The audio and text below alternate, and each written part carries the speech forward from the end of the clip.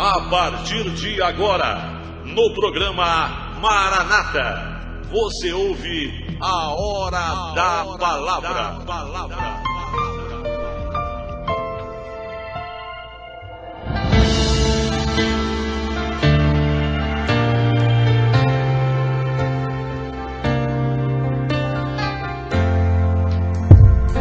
Primeira Coríntios, capítulo 13, versos 6 e 7.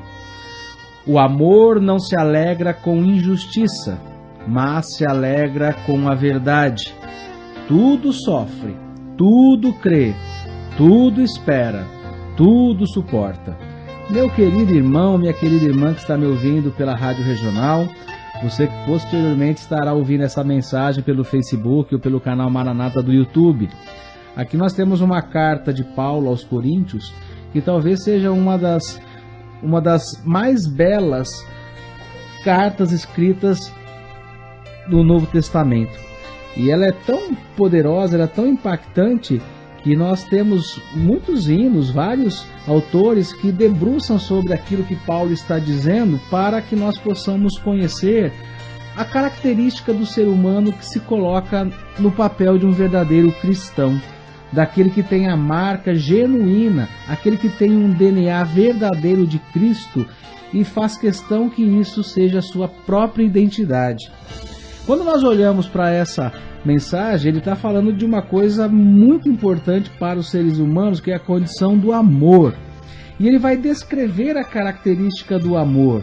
Não simplesmente o amor, de um pai para com o filho, de uma mulher para com seu marido, de um filho para com o pai ou de um amigo, enfim. Ele dá uma profundidade muito maior daquilo que representa o amor. E quando ele foca nessa condição, ele vai estar determinando aquilo que nos motiva a amar e como nós agimos na esperança desse amor. Quando ele fala da condição de como que o amor se manifesta, ele vai dar as características de como é o verdadeiro, o genuíno amor cristão. Ele diz que o amor que o amor é paciente, que o amor é bom, que ele não é invejoso, que ele não é orgulhoso, não é agressivo, não é interesseiro, não é rancoroso e não se alegra de maneira alguma com a injustiça. Então, o que motiva falar sobre esse tema não é simplesmente aquilo que as pessoas aparentam ser, mas é aquilo que a motivam a viver. É aquilo que está dentro dela e que as suas ações não são simplesmente imagens de propaganda, de marketing. Às vezes as pessoas estão doando, estão oferecendo, estão agindo de uma certa maneira, só que por dentro as intenções são outras. E o que nós vamos definir, aquilo que marca o caráter cristão, não é simplesmente a atitude, mas é aquilo que motiva a atitude. É como se eu fizesse uma grande doação, pegasse aqui uma folha de cheque e colocasse lá R$1.000 e fizesse uma doação para uma instituição de caridade, uma instituição que necessita, que depende de recursos. E aí eu vou lá e vou fazer essa doação. Só que antes que eu entregue o cheque, eu vou lá, faço uma cópia dele, vou fazer um xerox desse cheque e vou publicar na internet dizendo, olha, eu fiz uma doação de R$1.000 para essa instituição. Eu vou colocar no jornal dizendo a respeito do meu feito. Eu fiz o fato, eu realmente fiz uma doação. Só que o meu interesse não foi simplesmente ajudar os outros, embora o dinheiro vai ser útil. A questão foi, eu tentei me promover em relação a esse altruísmo, essa condição de mostrar que eu sou bom. E quando olhamos as coisas pela ótica de Cristo, isso não vale nada. Porque ele vai dizer que aquilo que eu faço, eu nunca faço esperando alguma coisa em troca. Por isso que ele fala que o amor, ele é paciente, tudo sofre, tudo crê, tudo espera e tudo suporta. Porque a ação, ela não está vinculada a um retorno. E o melhor exemplo para que nós possamos descrever o amor na vida de uma pessoa é a relação que é estabelecida por uma mãe e por um filho. Se nós olharmos bem, uma mulher quando fica grávida, ela vai ter o seu corpo totalmente deformado, ela vai ter uma condição de vida mais difícil, ela vai carregar um peso extra durante muitos meses. Quando a criança nasce, essa criança é totalmente dependente da mãe e a mãe perde totalmente a sua liberdade, porque o tempo todo, além de se cuidar, ela tem que ter uma preocupação muito grande com a criança, alimentação, aquecimento, hora de dormir, hora de tomar o banho, trocar fralda. E a mãe, quando faz isso para um filho, ela não faz porque ela está investindo esperando que vá dar um retorno.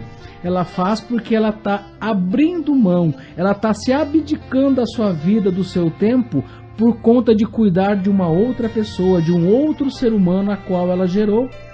E muitas vezes a mãe nem gerou, às vezes é uma criança que é adotada, não foi a mãe que passou pelo processo de gestação, mas ela assumiu aquela criança como se fosse sua e vai dispensar o mesmo amor, o mesmo tempo, o mesmo carinho. Então, olhando para esse exemplo, nós vamos entender a condição do amor, o qual marca a presença de Cristo. Porque olhando para Cristo, a sua entrega, a sua morte, em função das nossas vidas, não teve nada em troca. Tudo que ele fez por amor. Ele não esperava que nós pudéssemos, colocar a nossa gratidão em função do seu feito, em função da salvação que recebemos pela sua morte de cruz. Mas ele o fez porque ele nos amou primeiro, independente de quem nós éramos e do que fazemos. Ele nos amou a ponto de perceber que a sua morte representava os nossos pecados. Então, naquela cruz do Calvário, quando Jesus foi crucificado, ele estava carregando o pecado do adúltero, do caloteiro, do mentiroso, do assassino e de todas as outras ações que destroem a vida, que implica em danos à sociedade, que destrói a família pelas ações humanas. E Cristo não olhou para aquilo que nós éramos do ponto de vista da gratidão que poderíamos externar, mas Ele nos amou independentemente da nossa condição humana. E por isso que Paulo escreve acerca do amor. Ele vai dizer assim: ainda que eu possa dar o meu corpo para ser queimado, ainda que eu possa doar e fazer caridade, ainda que a minha fé possa mover uma montanha, ainda que eu possa ter palavras lindas, pregar o evangelho, profetizar, se não houver amor, se as minhas ações não forem regadas, enraizadas no amor de Cristo, não vale absolutamente nada. Essa é a palavra que Deus tem para nós no dia de hoje, que você possa refletir, que você possa entender qual é a motivação do seu amor. Por que que você ama? Por que que você coloca tais coisas como prioridade na sua vida para amar? E se você encontrar uma resposta, que a motivação está, porque Cristo me amou primeiro, eu devo amar os outros, eu devo fazer como Cristo fez, você com certeza vai se alegrar, porque Deus é bom o tempo todo, e o tempo todo Deus é bom. Que Deus te abençoe, meu querido e minha querida. Deus te guarde, em nome de Jesus.